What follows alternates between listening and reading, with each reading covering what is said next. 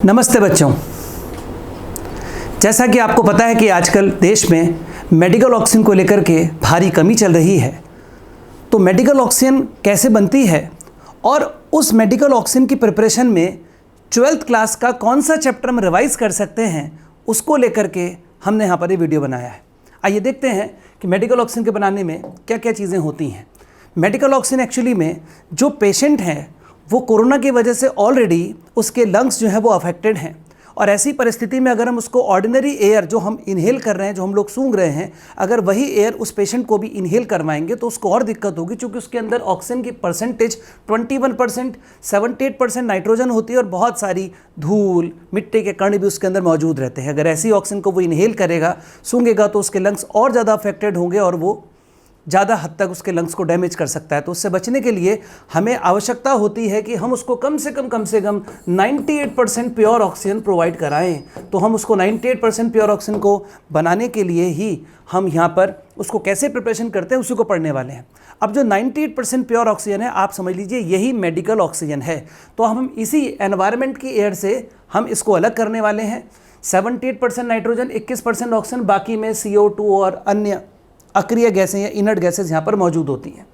उसके लिए पहले आप एक पूरा फ्लो चार्ट देख लें, फिर मैं आपको स्टेप बाय स्टेप बताऊंगा क्या हो रहा है। उसका पूरा फ्लो चार्ट ये है। यहाँ पर पहले कंप्रेशर लेंगे, कंप्रेशर से गैस को कंप्रेस करके आगे ड्रायर में भेज करके फिल्टर पैकेजेस लगे हुए हैं, एयर टैंक है, PSA जनरेटर है, ऑक्सीजन स्टोरेज है, फिर आगे इसको यहाँ पर छोटे छोटे सिलेंडर्स में भरा जाएगा। अब स्टेप बाय स्टेप देखते हैं क्या हो रहा है यहाँ पर। सबसे पहले हम एनवायरनमेंट की एयर को कंप्रेस करेंगे कंप्रेशर की हेल्प से। गैस को कंप्रेस करेंगे। थर्मोडायनामिक्स में पढ़ रखा है, जब भी किसी गैस को एडियाबैटिकली कंप्रेस किया जाता है तो ऐसे टाइम पर गैस गर्म हो जाती है। आप इसे ऐसे समझ सकते हैं कि जब आप किसी साइकिल में या किसी टायर में जब हवा फिल करते हैं तो कभी आपने अगर उसकी वॉल्व को छू के देखा हो तो उसकी वॉल्व गर्म हुई रहती है। एग्जैक्टली यहाँ पर भी हम इसको कंप्रेस करते हैं तो गैस यहाँ पर गर्म हो जाती है और यहाँ पर कंप्रेस्ड एयर को हम आगे यहाँ पे फिल्टर पे से गुजारते हैं।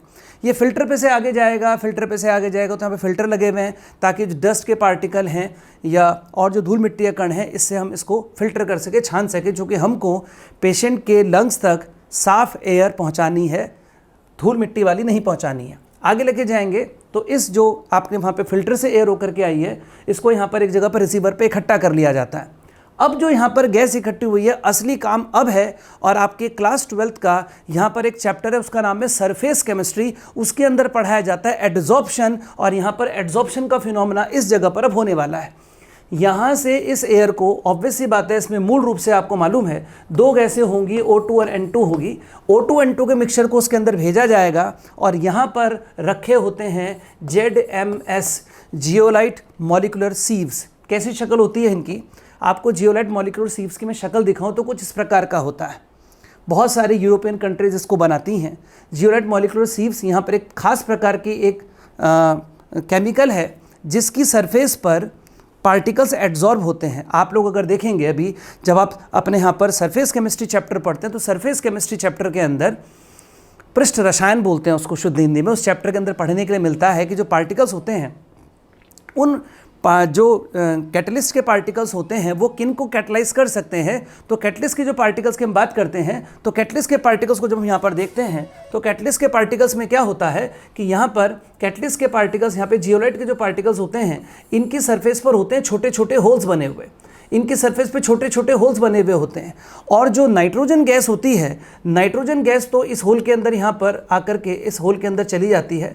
नाइट्रोजन गैस इस होल के अंदर चली जाती है, लेकिन O2 के पार्टिकल्स इन होल्स के अंदर नहीं जा पाते।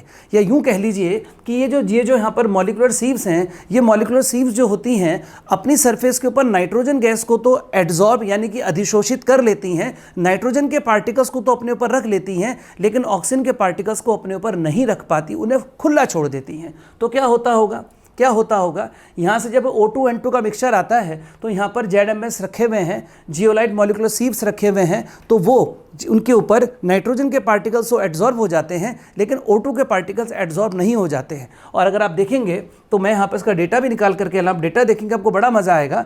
ये डेटा देखने योग्य है, इस डेटा को देखिए आप। और जब इस पर से गुजारते हैं तो यहाँ पर लिख रखा है, यहाँ पर अगर नाइट्रोजन गुजारते हैं आप इसके ऊपर से तो 99.99% तक वो उसको एड्जॉर्ब कर सकती है। यानी कि आप देखें तो लगभग अगर बोला जाए तो 100% तक उसको अपनी सरफेस के ऊपर एड्जॉर्ब करने की क्षमता है। किनकी? ZMS की। तो जनाब वही हो रहा है यहाँ पर, ZMS अपनी सरफेस के ऊपर उसको एड्जॉर्ब कर लेता है, और एड्जॉर्ब होने के बाद अब यहाँ से जो निकल करके आती है वो होती है ऑक्सीजन। लगभग 98% तक यहाँ पर शुद्ध ऑक्सीजन आपके पास होती है। इस ऑक्सीजन को आगे यहाँ पर इकट्ठा करके सिलेंडर में, और फिर आगे जाके इसको हम छोटे छोटे सिलेंडर्स में जो हमें देने होते हैं उन सिलेंडर्स के अंदर इसको भर लेते हैं। अब दिक्कत क्या हो रही है? दिक्कत ये है कि इस ऑक्सीजन को पहले ठंडा किया जाता है लिक्विड के फॉर्म में। लिक्विड के फॉर्म में करने के लिए इसको लगभग आपको -180 डिग्री या 183 डिग्री सेल्सियस तक जाना पड़ता है। इसको ठंडा करना पड़ता है और -183 डिग्री सेल्सियस तक लाना पड़ता है। -183 डिग्री सेल्सियस तक इसको मेंटेन करके रखना, और फिर इसको एक जगह से दूसरी जगह ट्रांसपोर्ट में लेकर के जाना थोड़ा कठिन काम है, बहुत मुश्किल काम है। उसके लिए नॉर्मल आप किसी सिलेंडर के अंदर फिल करके नहीं रख सकते हैं, तो जो ट्रांसपोर्ट होता है उसमें भी उसके टेम्परेचर को मेंटेन करने की कोशिश की जाती है। इसी वजह से थोड़ी बहुत ही ट्रांसपोर्ट को लेकर के और इस ऑक्सीजन को एक जगह से दूसरी जगह ले जाने में समस्या उत्पन्न हो रही है। इसलिए मेरा देश के सभी नागरिकों से यह आग्रह है कि इस मेडिकल इमरजेंसी जैसे हालात की स्थिति में अगर हमारी तबीयत ख़राब नहीं है तो हमें ज़बरदस्ती अपने घर पर ऑक्सीजन का सिलेंडर रखने की आवश्यकता नहीं है। ज़बरदस्ती ऑक्सीजन का संचय करने की आवश्यकता नहीं है। उस ऑक्सीजन के ऊपर अधिकार उन लोगों का है जो वाकई में बीमार हैं। नमस्कार।